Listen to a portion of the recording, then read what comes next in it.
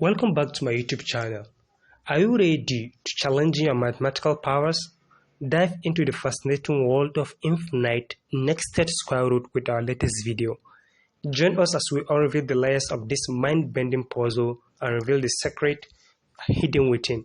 For a step-by-step solution to insightful explanation, this video will guide you through every twist and turn. Get ready to sharpen your problem-solving skills and embark on a journey of mathematical discovery. Don't miss out on this thrilling adventure.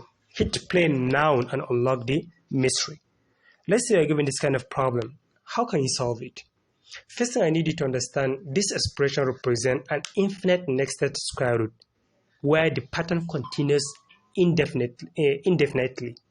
So, first thing you need to do, if you're given this kind of problem, is to substitute x into the expression. Since we said this expression is indefinite, meaning that it's going to be continuously, first thing we need to do is to substitute x into the expression. X is simply going to be the square root of 10 plus what? X. Next thing you need to do is to rearrange the equation into the quadratic form. You know, at the end of the day, if it is quadratic, this is going to be 0. Therefore, the second thing we need to do is to square root. Before arranging it into the quadratic form, let's put it in square root.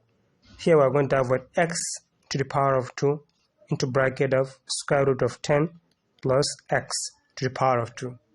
Square will cancel square. We are going to be left with x to the power of 2, which is equals to 10 plus x. Next thing we need to do is to rearrange the equation into the quadratic equation. So, at right hand side we have 10 plus x. Left hand side we have x to the power of 2. If we move 10 and x to the left hand side, they are going to be in negative form, while the x to the power of 2 is still going to remain x to the power of 2 in positive. So this is simply going to be x to the power of 2. Moving 10 to the left hand side is going to be negative 10. Let's start with the first one, which is x. It's going to be negative x and negative 10, and this is simply going to be 0. So this is what the equation is now in quadratic form. Next thing we need to do is to factor the quadratic equation or use the quadratic formula to find the root. In this case, in the left hand side we have x to the power of 2. That is, meaning that we have 2x. Let's create our bracket x. Create another bracket. We are going to put our x. Next thing we need to do, that is from the middle or from the left hand side, we have negative 10. So what we are supposed to do is to find 2 digits.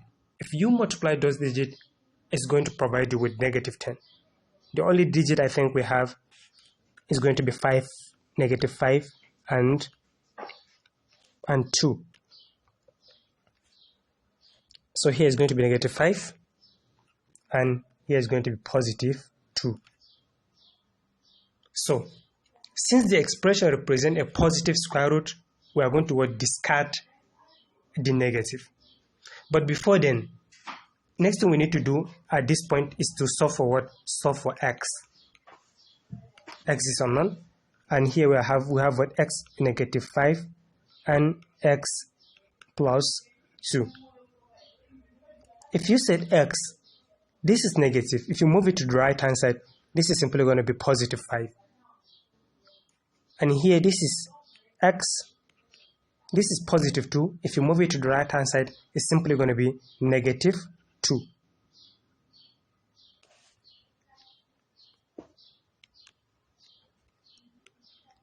Negative 2. So next thing we need to do, at this point we can say since the expression represents a positive square root, we discard the negative square root. So here we are going to discard the negative 2, and our answer, we can come to conclusion as said, our x is simply going to be positive 5. And this is it for this problem. Thank you for watching.